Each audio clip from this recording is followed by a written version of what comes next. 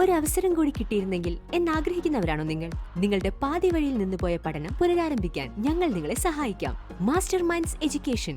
വെറും 6 മാസം കൊണ്ട് നിങ്ങൾക്കും നേടാം SSLC +2 തോറ്റവർക്ക് തോറ്റ വിഷയങ്ങൾ എഴുതിയെടുക്കാവുന്നതാണ്. PSC UPSC അംഗീകൃത സർട്ടിഫിക്കറ്റുകൾ, സയൻസ് കോമേഴ്സ് ഹ്യൂമാനിറ്റീസ് ബാച്ചുകൾ, ഓൺലൈൻ ഓഫ്ലൈൻ ക്ലാസുകളുടെ സൗകര്യവും നിങ്ങൾക്കായി ഒരുക്കിയിരിക്കുന്നു.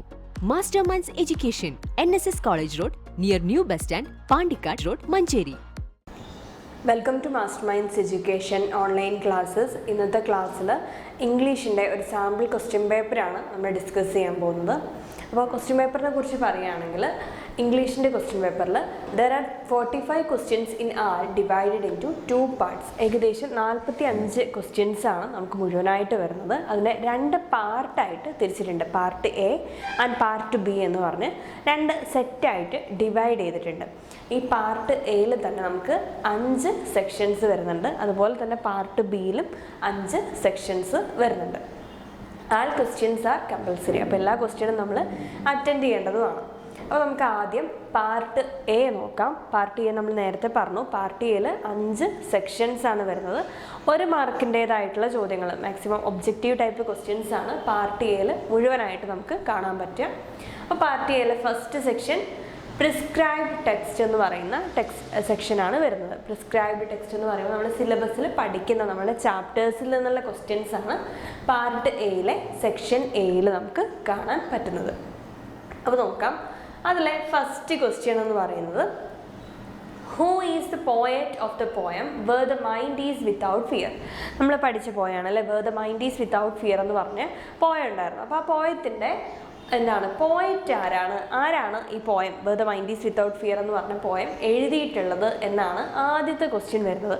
ആ ക്വസ്റ്റ്യന് 1 മാർക്കാണ് വരുന്നത്. മാർക്ക് എത്രയാണെന്നുള്ളത് തൊട്ടപ്പുറത്ത് ഇൻഡിക്കേറ്റ് ചെയ്തിട്ടുണ്ട്.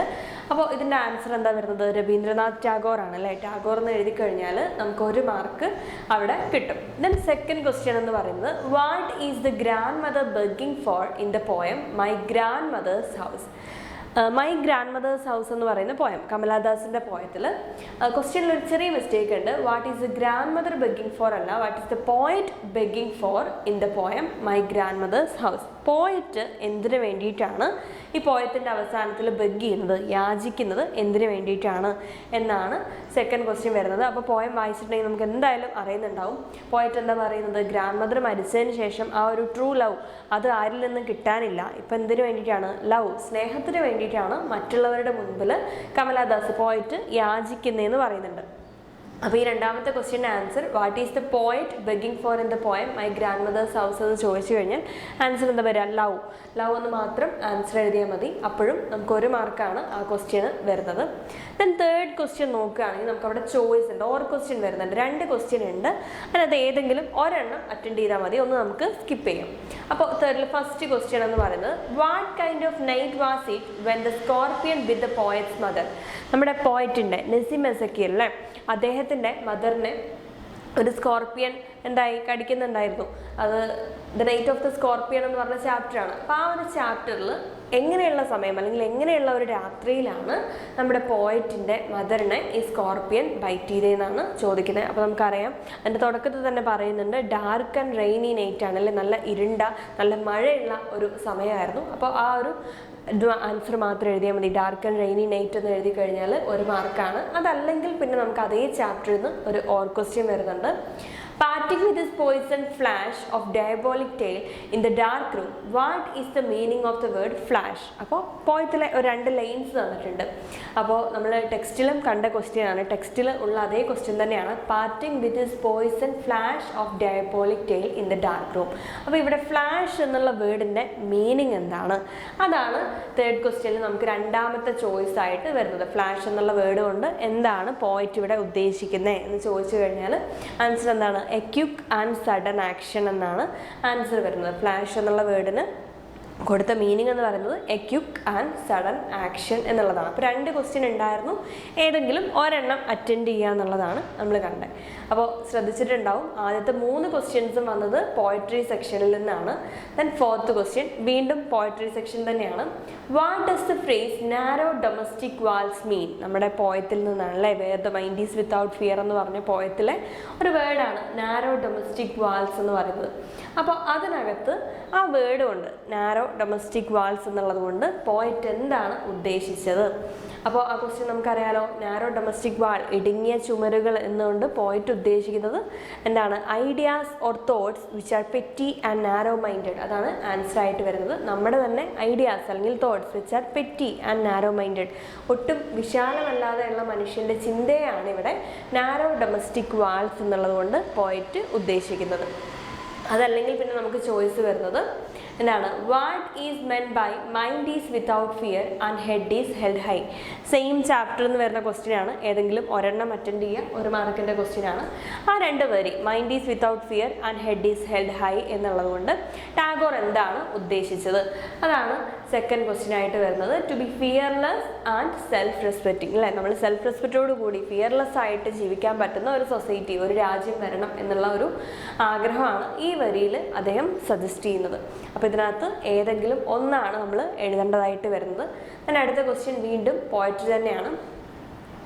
Why does the poet call the wood yellow wood in the road not taken? നമ്മുടെ റോബർട്ട് ഫ്രോസ്റ്റിൻ്റെ റോഡ് നോട്ട് ടേക്കൺ എന്ന് പറയുന്ന ചാപ്റ്ററിൽ അദ്ദേഹം ട്രാവൽ ചെയ്യുന്ന ആ ഫോറസ്റ്റിനെ യെല്ലോ വുഡ് എന്നാണല്ലേ വിളിക്കുന്നത്. സോ വൈ ഡസ്, എന്തുകൊണ്ടാണ് പോയറ്റ് ആ ഒരു ഫോറസ്റ്റിനെ യെല്ലോ വുഡ് എന്ന് വിളിച്ച് അഡ്രസ്സ് ചെയ്യുന്നത്?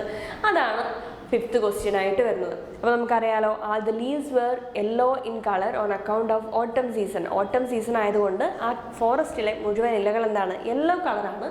സോ പോയിറ്റ് അങ്ങനെ ആ ഒരു വുഡിനെ യെല്ലോ വുഡ് എന്ന് വിളിക്കുന്നുണ്ട്. അതല്ലെങ്കിൽ way, what does way leads on to way mean?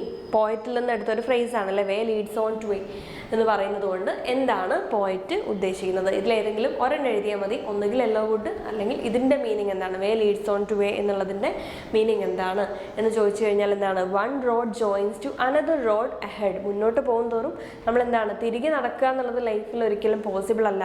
Life എന്ന് പറയുന്ന ഒരു ജേണിയിൽ നമുക്ക് ഒരിക്കലും തിരികെ നടക്കാൻ കഴിയില്ല. ഒരു റോഡ് ചെന്ന് മറ്റൊരു റോഡിൽ ജോയിൻ ആവും. അങ്ങനെ നമ്മുടെ ജേണി എന്ന് പറയുന്നത് മുന്നോട്ടുള്ള ഒരു യാത്രയാണ് എന്നാണ് അവിടെ സജസ്റ്റ് ചെയ്യുന്നത്. അപ്പോൾ നമ്മൾ കണ്ടു കഴിഞ്ഞു, ആദ്യത്തെ 5 ക്വസ്റ്റ്യൻസും പോയട്രി സെക്ഷനിൽ നിന്നാണ് വന്നിട്ടുള്ളത്. വളരെ ഇമ്പോർട്ടൻ്റ് ആയിട്ടുള്ളൊരു സെക്ഷനാണിപ്പോൾ പോയട്രി എന്ന് പറയുന്നത്. ദെൻ സെക്ഷൻ എയിൽ തന്നെ അടുത്ത ക്വസ്റ്റ്യൻ നോക്കുകയാണെങ്കിൽ, read the text carefully and answer question number 6 to 7. ഒരു പാരഗ്രാഫ് തന്നിട്ടുണ്ട്, അത് വായിച്ച് 6ാമത്തെ 7ാമത്തെയും ക്വസ്റ്റ്യന് ആൻസർ ചെയ്യാനാണ് പറഞ്ഞിട്ടുള്ളത്. Education as commonly understood by people means of acquiring certain knowledge and skills in order to earn their living. Education, വിദ്യാഭ്യാസം എന്ന് പറയുമ്പോൾ എന്താണ്? പൊതുവായുള്ളൊരു ധാരണ എന്ന് പറയുന്നത് നമ്മളെ ജോലിക്ക് വേണ്ടി പ്രാപ്തനാക്കുന്ന, നമുക്ക് കുറച്ച് സ്കില്ല് എവിടെന്നെങ്കിലും പഠിക്കാൻ പറ്റുന്ന ഒരു പ്ലാറ്റ്ഫോം അല്ലെങ്കിൽ അതിന് വേണ്ടിയിട്ടുള്ള ഒരു മാർഗം മാത്രമാണ് എഡ്യൂക്കേഷൻ എന്നുള്ളൊരു പൊതുധാരണ ഉണ്ട്. But that is only one purpose of education. പക്ഷേ ഒരു ജോലിക്ക് വേണ്ടിയിട്ട് നമ്മളെ പ്രിപ്പയർ ആക്കുക എന്നുള്ളത് എഡ്യൂക്കേഷൻ്റെ ഒരു പർപ്പസ് മാത്രമാണ്. You may ask Y. This is because humans are much more than just wage earning machines. അപ്പോൾ നിങ്ങൾക്ക് ചോദിക്കും എന്തുകൊണ്ട് അങ്ങനെ പറയുന്നു എന്ന് ചോദിച്ചാൽ, മനുഷ്യൻ എന്താണ്? വെറും പണം സമ്പാദിക്കാൻ വേണ്ടിയിട്ടുള്ള ആൾ മാത്രമല്ല. They are endowed with emotions and feelings which enrich their life. അത്തരം മനുഷ്യർക്ക് എന്തുണ്ട്? അവർക്ക് ഇമോഷൻസും ഫീലിങ്സും ഉണ്ട്. അതാണ് അവരുടെ ലൈഫിനെ ഒന്നും കൂടെ കളർഫുൾ ആക്കുന്നത്, അല്ലെങ്കിൽ ഒന്നും കൂടെ എന്താണ് എൻറിച്ച് ആക്കുന്നത്. അതാണ് these emotions and feelings need to be developed so that they can develop in to social beings. അപ്പോൾ ഇത്തരത്തിൽ നമ്മുടെ മനസ്സിലുള്ള ഈ ഇമോഷൻസും ഫീലിങ്സും ഒക്കെ ഡെവലപ്പ് ചെയ്താൽ മാത്രമേ നമുക്ക് നല്ലൊരു സോഷ്യൽ ബീയിങ്, ഒരു സമൂഹ ജീവിയായിട്ട് മാറാൻ സാധിക്കുള്ളൂ. Able to interact with fellow beings who are also members of that society of which they are a part of. അപ്പോൾ നമുക്ക് എന്ത് ചെയ്യണം? നമ്മുടെ തന്നെ ചുറ്റുമുള്ള മനുഷ്യരുമായിട്ട് ഇൻട്രാക്ട് ചെയ്യണമെങ്കിൽ നമുക്ക് എന്ത് വേണം? ഒരു സോഷ്യൽ ബീയിങ് ആയിട്ടുള്ള മാറാനുള്ള ഒരു എബിലിറ്റി വേണം. അങ്ങനെ ഒരു എബിലിറ്റി കിട്ടണമെങ്കിൽ നമ്മൾ എന്ത് ചെയ്യണം? നമ്മുടെ ഇമോഷൻസിനെയൊക്കെ ഡെവലപ്പ് ചെയ്ത് കൊണ്ടുപോകണം. അങ്ങനെയാണെങ്കിൽ മാത്രമേ നമുക്ക് മറ്റുള്ളവരുമായിട്ട് ഇൻട്രാക്ട് ചെയ്യാനൊക്കെ സാധിക്കുകയുള്ളൂ എന്ന് പറയുന്ന ഒരു ചെറിയ പാരഗ്രാഫ് നമ്മുടെ ടെക്സ്റ്റിൽ നിന്നുള്ള ഒരു പാരഗ്രാഫ് തന്നിട്ടുണ്ട്. ദെൻ 6th ക്വസ്റ്റ്യൻ വരുന്നത് ഇതാണ്: identify the true and false statement. അപ്പോൾ ഇവിടെ കുറച്ച് സ്റ്റേറ്റ്മെൻറ്റ് തന്നിട്ടുണ്ട്, അതിനകത്ത് ട്രൂ ആണോ ഫാൾസ് ആണോ, തന്നിട്ടുള്ള സ്റ്റേറ്റ്മെൻറ്റ് ശരിയാണോ തെറ്റാണോ എന്നുള്ളത് ഐഡൻറ്റിഫൈ ചെയ്യുക എന്നാണ് പറയുന്നത്. അപ്പോൾ ഈ ഒബ്ജക്റ്റീവ് ടൈപ്പ് ക്വസ്റ്റ്യൻസ് എന്ന് പറഞ്ഞാൽ മെയിനായിട്ട് മൾട്ടിപ്പിൾ ചോയ്സ് ക്വസ്റ്റ്യൻസ് വരാം, അതല്ലെങ്കിൽ ഫിൽ ഇൻ ദ ബ്ലാങ്ക്സ് പോലെയുള്ള ക്വസ്റ്റ്യൻസ് വരാം. ദെൻ പിന്നെ വരുന്നത് ട്രൂ ഓർ ഫാൾസ് ആണ്. ദെൻ വൺ വേർഡ് ആൻസർ ആയിട്ടുള്ള questions, may be match the following, ഇതുപോലെയുള്ള ക്വസ്റ്റ്യൻസ് ഒക്കെയാണ് ഈ ഒരു ഫസ്റ്റ് പാർട്ടിൽ നമുക്ക് ഒബ്ജക്റ്റീവായിട്ട് കാണാൻ പറ്റുന്നത്. അപ്പോൾ ഈ ഒരു ക്വസ്റ്റ്യൻ എന്ന് പറയുമ്പോൾ തന്ന പാരഗ്രാഫ് വായിച്ച് മനസ്സിലാക്കിയതിന് ശേഷം താഴെ കൊടുത്ത സ്റ്റേറ്റ്മെൻറ്റ്സ് ട്രൂ ആണോ ഫാൾസ് ആണോ എന്നുള്ളത് ഐഡൻറ്റിഫൈ ചെയ്യാം. എനി ടു, ഏതെങ്കിലും രണ്ടെണ്ണം മാത്രം ആൻസർ ചെയ്താൽ മതി. ഏതെങ്കിലും രണ്ടെണ്ണം ട്രൂ ആണോ ഫാൾസ് ആണോ എന്നുള്ളത് ഐഡൻറ്റിഫൈ ചെയ്ത് എഴുതാം. അപ്പോൾ ആദ്യത്തെ സ്റ്റേറ്റ്മെൻറ്റ് ഇതാണ്: according to the passage education is only to gain knowledge and skills. According to the passage, മുകളിൽ തന്ന പാസേജ് പ്രകാരം, പാരഗ്രാഫ് പ്രകാരം education is only to gain knowledge. Education എന്ന് പറയുന്നത് നമുക്ക് അറിവ് കിട്ടാൻ വേണ്ടി മാത്രമുള്ളൊരു, അല്ലെങ്കിൽ അറിവും സ്കിൽസും കിട്ടാൻ വേണ്ടി മാത്രമുള്ള ഒരു മാർഗമാണ് എന്ന് പറയുന്നുണ്ട്. അപ്പോൾ അത് ട്രൂ ആണോ ഫാൾസ് ആണോ എന്നാണ് ഫസ്റ്റ് നമ്മൾ എഴുതേണ്ടത്. അപ്പോൾ നമുക്ക് ആദ്യം തന്നെ അറിയാൻ പറ്റില്ലേ, ഫസ്റ്റ് വരെ വായിച്ചാൽ തന്നെ നമുക്ക് കിട്ടും. But that is only one purpose of education എന്ന് എടുത്ത് പറയുന്നുണ്ട്. ഈ നോളജ് നമുക്ക് പ്രൊവൈഡ് ചെയ്യുക, അല്ലെങ്കിൽ നമുക്ക് സ്കിൽസ് പ്രൊവൈഡ് ചെയ്യുക എന്ന് പറയുന്നത് ഒറ്റ ഒരു സ്കില്ല് മാത്രമാണെന്ന് പറയുന്നുണ്ട്. അപ്പോൾ ഈ സ്റ്റേറ്റ്മെൻറ്റ് എന്താണ്? ഫാൾസ് ആയിട്ടുള്ള ഒരു സ്റ്റേറ്റ്മെൻ്റ് ആണ്. അപ്പോൾ നമ്മൾ ആൻസറിൽ ജസ്റ്റ് ഫാൾസ് എന്ന് എഴുതി വെച്ചാൽ മതി. then അടുത്ത സ്റ്റേറ്റ്മെൻറ്റ് ഇതാണ്: the passage believes that emotions and feelings should be developed. ഈ പാസേജ് വായിച്ച പ്രകാരം അതിനകത്ത് പറയുന്നത് ഇമോഷൻസും അതുപോലെ തന്നെ ഫീലിങ്സും ഡെവലപ്പ് ചെയ്യണം എന്നാണ് പറയുന്നത്. അതാണ് സെക്കൻഡ് വരുന്നത്. അതെന്താണ്? ട്രൂ ആയിട്ടുള്ള കാര്യമാണ് അല്ലേ, എന്നാൽ മാത്രമേ നമുക്ക് നല്ല സോഷ്യൽ ബീയിങ് ആയിട്ട് മാറാൻ പറ്റുള്ളൂ, എല്ലാവരുമായിട്ട് ഇൻട്രാക്ട് ചെയ്യാൻ പറ്റുള്ളൂ എന്നാണ് പറയുന്നത്. അപ്പോൾ അത് ട്രൂ ആയിട്ടുള്ള സ്റ്റേറ്റ്മെൻ്റ് ആണ്. ദെൻ തേർഡ് സ്റ്റേറ്റ്മെൻറ്റ് വരുന്നത്: emotion does not help to interact with fellow beings. Emotions ഒരിക്കലും നമ്മളെ മറ്റുള്ളവരുമായിട്ട് ഇൻട്രാക്ട് ചെയ്യാൻ ഹെൽപ്പ് ചെയ്യുന്നില്ല. ഡസ് നോട്ട് എന്നാണ് പറയുന്നത്. Does not help to interact with fellow beings. നമ്മുടെ കൂടെയുള്ളവരുമായിട്ട് ഇൻട്രാക്ട് ചെയ്യാൻ ഇമോഷൻസ് ഹെൽപ്പ് ചെയ്യുന്നില്ല എന്നാണ് തേർഡ് സ്റ്റേറ്റ്മെൻറ്റ് വരുന്നത്. സോ അതെന്താണ്? ഫാൾസ് ആയിട്ടുള്ള സ്റ്റേറ്റ്മെൻ്റ് ആണ്. അപ്പോൾ ഇത് വായിച്ച് പാസേജ് വായിച്ചിട്ട് നിങ്ങൾക്ക് ഏറ്റവും സിമ്പിളായിട്ട് തോന്നുന്ന രണ്ടെണ്ണം ട്രൂ ആണോ ഫാൾസ് ആണോ എന്നുള്ളത് ഐഡൻറ്റിഫൈ ചെയ്ത് എഴുതുക. ഓരോന്നിനും ഓരോ മാർക്ക് വെച്ച് 2 മാർക്കാണ് ഈ ഒരു ക്വസ്റ്റ്യന് വരുന്നത്.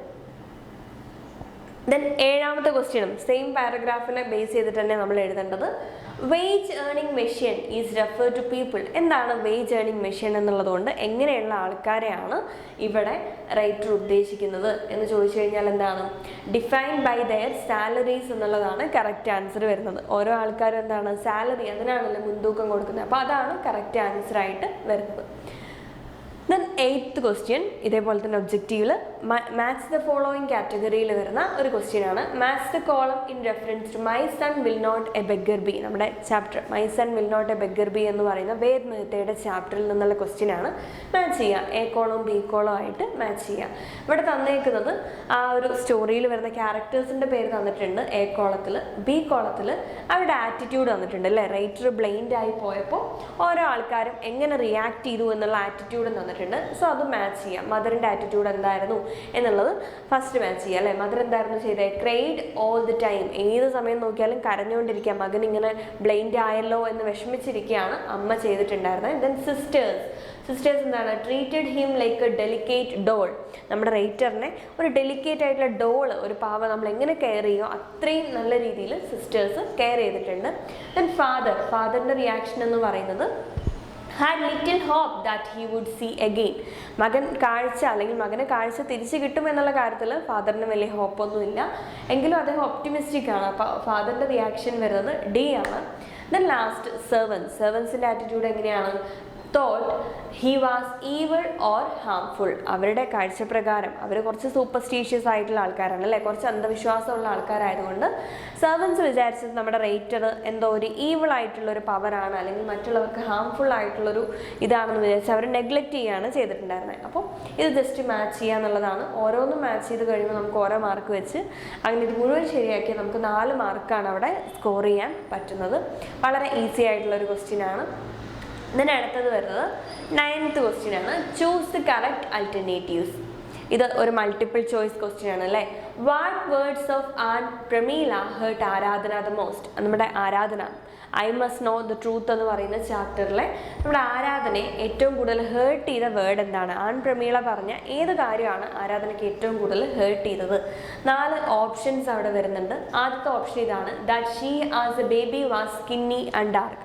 ആദ്യത്തെ ഒരു സ്റ്റേറ്റ്മെൻറ്റ് ഇതായിരുന്നു, ചെറിയ കുട്ടിയായിരുന്ന സമയത്ത് ആരാധന വളരെ സ്കിന്നി, മെലിഞ്ഞ് ഡാർക്ക് ആയിട്ടുള്ള ഒരു കുട്ടിയാണ്. അതാണ് ഫസ്റ്റ് സ്റ്റേറ്റ്മെൻറ്റ് പറഞ്ഞത്. ദെൻ സെക്കൻഡ് പറയുന്നത് എന്നിട്ട് ആരാധന വാസ് എൻ അഡോപ്റ്റഡ് ചൈൽഡ്, ആരാധന ഇങ്ങനെ ദത്തെടുത്ത ഒരു കുട്ടിയാണ് എന്ന് പറയുന്നുണ്ട്. പിന്നെ അടുത്തത് that Sunita her sister had made a mistake. സുനിതയും അതുപോലെ തന്നെ സുനിത എന്ന് പറയുമ്പോൾ ആരാധനയുടെ മദറാണ്, അതുപോലെ അവരുടെ അനിയത്തി സിമി ഇവരൊരു മിസ്റ്റേക്ക് ചെയ്തു എന്ന് പറയുന്നുണ്ട്. Then that Sunita should have told Aradhana the truth, Sunita ആരാധനയോട് സത്യം തുറന്നു പറയണമായിരുന്നു. ഇതൊക്കെ ആൻ പ്രമീള പറഞ്ഞ കാര്യങ്ങളാണ്. അപ്പോൾ ഇതിനകത്ത് ഏത് റിമാർക്കാണ് ഈ ആരാധനയെ ഏറ്റവും കൂടുതൽ വേദനിപ്പിച്ചതെന്ന് ചോദിച്ചാൽ that she as A baby was skinny and dark എന്നുള്ളതാണ് ഇവിടെ ആൻസർ ആയിട്ട് വന്നിട്ടുള്ളത്.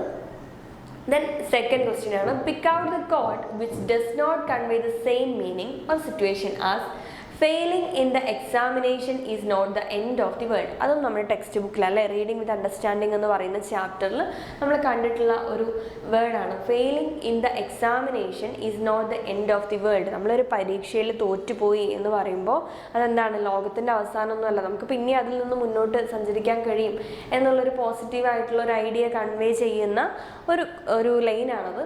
ഇതേ അർത്ഥം വരുന്ന അല്ലെങ്കിൽ pick out the code which does not convey the same meaning, ഈ അർത്ഥം വരാത്ത ഓപ്ഷൻ ഏതാണെന്നുള്ളത് കറക്റ്റ് പിക്ക് ചെയ്ത് എഴുതാനാണ് പറയുന്നത്. അതായത് നമുക്കൊരു ലൈഫിലൊരു മോശം കാര്യം സംഭവിക്കുകയാണെങ്കിൽ അതൊന്നിൻ്റെ അവസാനമല്ല എന്നാണ് ഇവിടെ അർത്ഥം വരുന്നത്. ഇതേ അർത്ഥം വരാത്ത ലൈൻ ഏതാണെന്ന് കണ്ടെത്തണം. അപ്പോൾ ആദ്യത്തെ ലൈൻ ഇതാണ്, it will not be the end of the world if it rains on the day of wedding or losing your job does not have to be the end of the world. അല്ലേ, ജോലിയൊക്കെ നഷ്ടപ്പെട്ടു എന്ന് പറയുമ്പോൾ നമ്മളാകെ depressed ആയിരിക്കും, പക്ഷെ അതും ഒന്നിൻ്റെ അവസാനമല്ല. Travelling to Antarctica is not the end of the world. നമ്മൾ അന്റാർട്ടിക്കയിലേക്ക് ട്രാവൽ ചെയ്യുക എന്ന് പറയുന്നത് അല്ലെങ്കിൽ ലോകത്തിൻ്റെ അറ്റം അല്ലെങ്കിൽ അവസാനമല്ല എന്നുള്ള രീതിയിൽ. അപ്പോൾ കറക്റ്റ് ഓപ്ഷൻ വരുന്നത് സി ആണ്, travelling to Antarctica is not the end of the world. അതെന്താണ്, മോശമായിട്ടുള്ളൊരു കാര്യമല്ല അല്ലേ. ഇവിടെ സംഭവിക്കുന്നതൊക്കെ എന്താണ്, നെഗറ്റീവായിട്ടുള്ള കാര്യങ്ങളാണ്. ഇതിനകത്ത് നെഗറ്റീവായിട്ടുള്ളതൊന്നും പറയുന്നില്ല. അപ്പോൾ കറക്റ്റ് ആൻസർ സി ആണ് വരുന്നത്. അപ്പോൾ ഈ 9 ക്വസ്റ്റ്യൻസ് ആണ് സെക്ഷൻ എയിൽ വരുന്നത്. ഇനി അടുത്ത ഒരു സെക്ഷൻ എന്ന് പറയുന്നത് സെക്ഷൻ ബി വരുന്നുണ്ട്. നമുക്ക് നെക്സ്റ്റ് ഒരു വീഡിയോയിൽ ഡിസ്കസ് ചെയ്യാം. Okay, thank you.